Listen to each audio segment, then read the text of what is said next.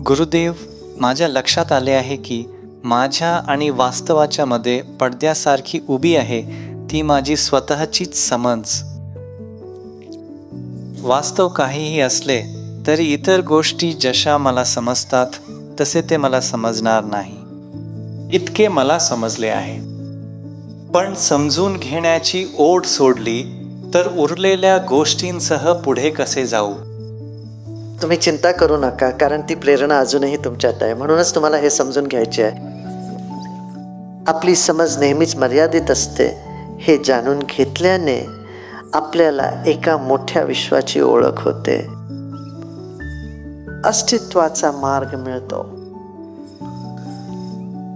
जिथे तुमची समज सतत वाढत जाते, तुम्हाला वाटत असेल की तुम्हाला सर्व काही समजले तर तोच शेवट आहे, तुम्ही ते बंद केले आहे.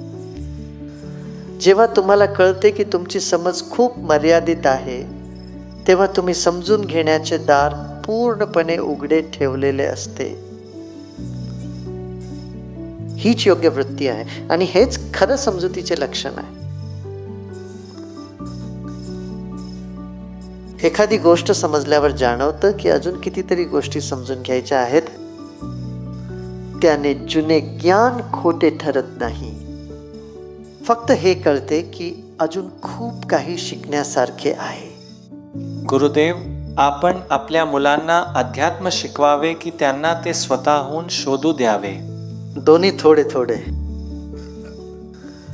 तुम्ही त्यांना काहीतरी शिकवा. हे बघा, हे अगदी सितार किंवा वीणा वाजवण्यासारखं आहे. तुम्ही काहीतरी शिकता, पण नंतर तिथे प्रयोगांना खूप वाव असतो. आलाप म्हणजे सर्जनशीलता. आलाप कोणी कोणाला शिकवू शकत नाही. आलाप तुमच्या आतून यायला हवा. राग आणि ताण या गोष्टी तुम्हाला विकसित कराव्या लागतात, पण ते शिकण्यासाठी ते वाजवता येणे गरजेचे आहे. त्यामुळे थोडेसे शिक्षण आवश्यक आहे आणि मग त्यांना त्यांचे आंतरिक ज्ञान शोधू द्या. गुरुदेव, कोणाच्या तरी विरहावर मात कशी करावी?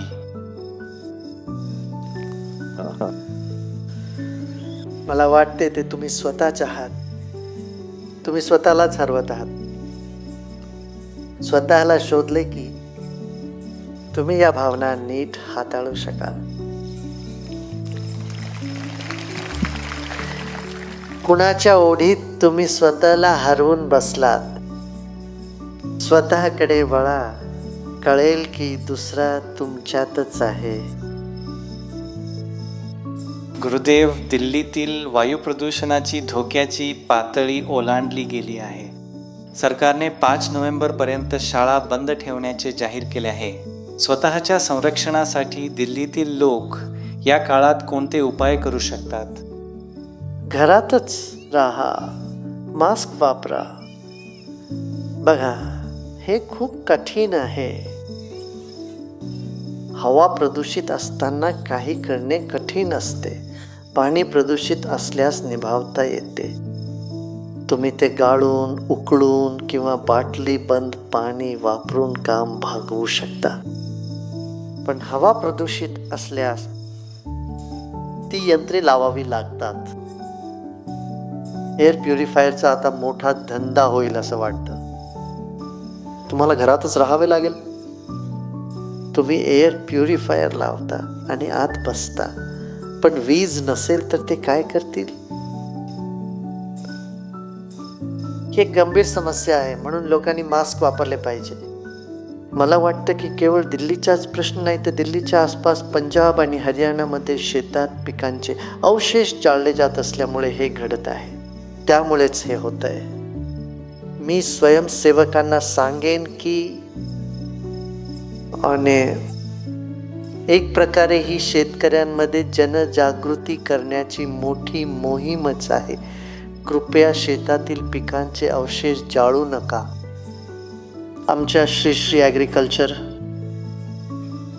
ट्रस्टने उत्तरेकडील राज्यांमध्ये जवळपास 2 लाख शेतकऱ्यांना प्रशिक्षित केले आहे आणि त्यांना शिकवले की ते मुळांचे आच्छादन, मल्चिंग करून त्यातील घटक पुन्हा मातीत कसे मिसळू शकतात.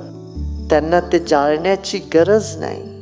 बघा, ते जाळल्यामुळेच हे प्रदूषण होते. पण जर त्यांनी ते मुळासकट मातीत गाडले तर त्याचे उत्तम खत तयार होते. त्यावर ते पिके घेऊ शकतात. हे तंत्र त्यांना शिकवले पाहिजे. हे फार महत्त्वाचे आहे. तोवर आपण प्रार्थना करूया की दिल्लीत एकदा जोरदार पाऊस पडो आणि NCRच्या त्या संपूर्ण भागात प्रदूषण कमी होईल.